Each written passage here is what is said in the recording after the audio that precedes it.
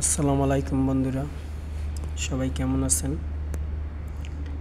Lebanon অ্যান্টালিয়াস একটি সুন্দর জায়গা,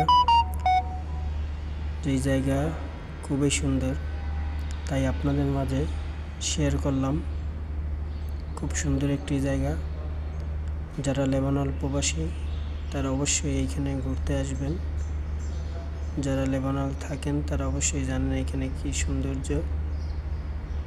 তো সবাই ঘুরতে আসবেন।